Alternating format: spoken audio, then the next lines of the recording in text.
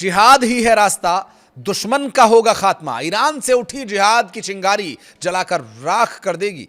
Hezbollah लड़ाकों का खुला समर्थन, ईरान की आक्रामक रणनीति से कांप गए दुश्मन। नमस्कार, मैं हूं आशीष त्रिपाठी और अब तक प्रॉक्सीज को दबी जुबान में समर्थन करने वाला ईरान अब खुल करके सामने आ गया है।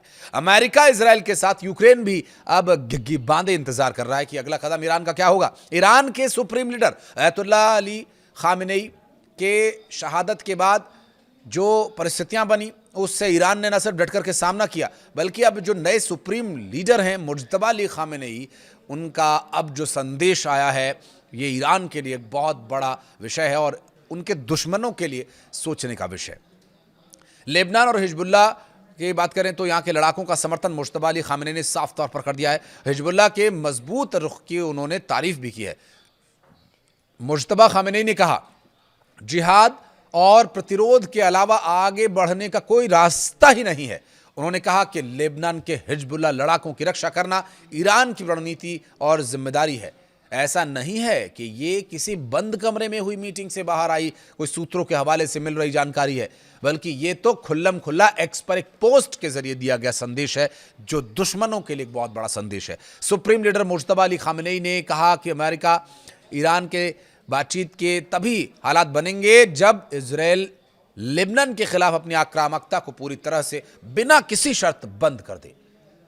मुज्तबा अली खामेनेई ने हिजबुल्लाह को इजराइल के खिलाफ जिहाद में लगे समूहों का अगुवा बताया और यह कहा कि यह समूह अटल चट्टान की तरह खड़ा है। आज दुनिया के देश अमेरिका और अपराधी अत्याचारी व्यवहार से तंग आ चुके हैं।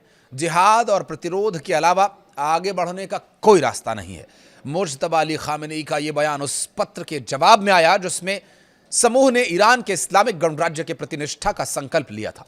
ईरान के दुश्मनों के घावों पर नमक उस वक्त लगा जब supreme leader Mojtaba Ali Khamenei ने हिजबुल्लाह के उन लड़ाकों को भी श्रद्धांजलि दी जो अमेरिका और इजराइल के हमलों में मारे गए, शहीद कहलाए। इसमें पूर्व महासचिव सैयद हसनैन नसरल्लाह भी शामिल रहे।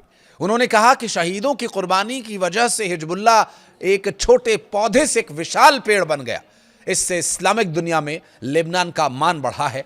अंत में उन्होंने हिजबुल्लाह के लड़ाकों, विस्थापित नागरिकों और शहीदों के परिवार के लिए प्रार्थना की और उनके जीत की कामना और भरोसा दिलाया कि जीत हमारी ही होगी।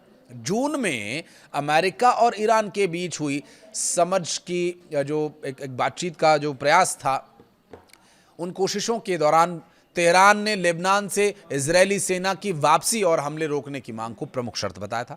हालांकि बाद में स्ट्रेट ऑफ होर्मुज को लेकर दोनों देशों के बीच मतभेद बढ़ जाने के बाद डेवलपमेंट आगे नहीं बढ़ सका। लेबनान और इजरायल के बीच अमेरिका मध्यस्थता में एक ढांचा समझौता हुआ था जिसमें चरणबद्ध तरीके से इजरायली सेना की वापसी की बात कही गई थी, लेकिन इसमें कोई तय समय सीमा नहीं दी गई थी। साथ ही इजरायल वापसी को हिजबुल्लाह के हथियार छोड़ने की शर्त से जोड़ा गया, जिसे ईरान और हिजबुल्लाह ने स्वीकार नहीं किया।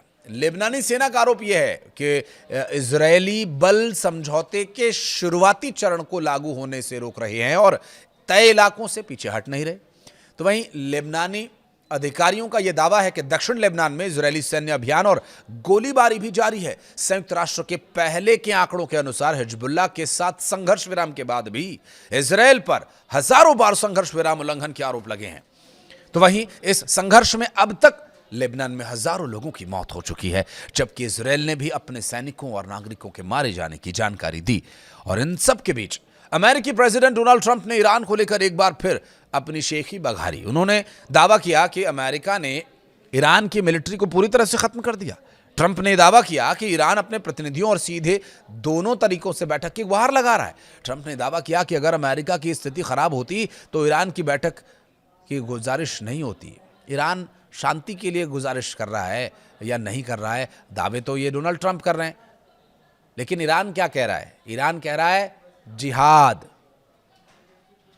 ट्रंप का यह बयान तब आया जब लगातार 13 दिनों के पिछले 2 दिनों से हमलों के बाद थोड़ी शांति से जो स्थिति बनी हुई है, हमले रुके हुए हैं, लेकिन वो जो 13 दिन हमले हुए उसके बाद ईरान भी खाड़ी देशों पर जवाबी हमले करता नजर आया। डोनाल्ड ट्रंप ने कहा कि हमने उनकी मिलिट्री को लगभग खत्म कर दिया है, वे मिलना चाहते हैं और हम मिल रहे हैं, देखते हैं क्या होता है।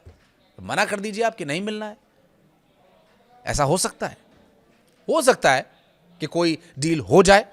उन्होंने अपने प्रतिनिधियों के जरिए और सीधी भी मीटिंग के जरिए गुजारिश की थी और हम फिर मिल रहे हैं, ये डोनाल्ड ट्रंप का कहना है। अच्छी बातें हो सकती हैं, ये डोनाल्ड ट्रंप का कहना है। अगर हमारी स्थिति खराब होती है तो वो मीटिंग की गुजारिश नहीं करते। डोनाल्ड ट्रंप का कहना है कि अगर ऐसा होता तो मीटिंग नहीं हो पाती, और उनके मिलने की इच्छा का एकमात्र कारण यही है कि हम उन पर जबरदस्त प्रहार कर रहे हैं।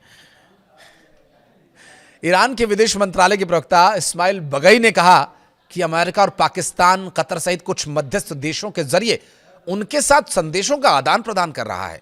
ईरानी मीडिया ने ऑस्ट्रेलियाई प्रचारक ORF को दिए गए उनके एक इंटरव्यू के हवाले से जानकारी दी, और इस्माइल बगई ने इंटरव्यू में कहा कि किसी भी बातचीत की शुरुआत के लिए पहले उचित माहौल जरूरी है और तैयार होना चाहिए। उनका यह कहना था कि अमेरिका ने ऐसा माहौल खुद ही नष्ट कर दिया। लेबनानी सेना का आरोप यह है कि इजरायली बल समझौते के शुरुआती चरण को लागू होने से रोक रहा है। तो भला कैसे बातचीत होगी? बातचीत की स्थिति तो पहले ही स्पष्ट हो गई। वीडियो को अगर आप शुरू में ही आपने ध्यान से देखा होगा तो उस बारे में जिक्र है कि जब तक इजराइल के लेबनान पर हमले नहीं रुकेंगे, जब तक वहाँ पर शांति स्थापित नहीं होगी, उसके अलावा तो कोई शर्त है ही नहीं, और वो भी बिना शर्त वहाँ होना चाहिए। संयुक्त राष्ट्र के पहले आंकड़ों के अनुसार, जिसका कि दावा किया गया कि वे अपने सैनिकों को नहीं ले जा रहे हैं। हालांकि रिपोर्ट्स में जून में अमेरिका और ईरान के बीच हुई इस समझ की कोशिशों के दौरान भी तेहरान ने लेबनान से इजरायली सेना की वापसी और हमले रोके जाने की मांग को प्रमुख शर्तों में शामिल किया था, लेकिन अब कोई शर्त नहीं है। अब सिर्फ एक शर्त यही है कि वहाँ शांति हो, पूरी तरह से हमले रुके, तभी हम बातचीत करेंगे। और डोनाल्ड ट्रंप कह रहे हैं कि हमने उनके मिलिट्री पर हमले कर दिए, इसलिए वो बातचीत के लिए तैयार है। डोनाल्ड ट्रंप है, कह देते हैं। बहरहाल आप इस बारे में क्या कहना चाहेंगे, ये बताइएगा कमेंट सेक्शन में। वीडियो को यहाँ तक देखने के लिए बहुत बहुत धन्यवाद।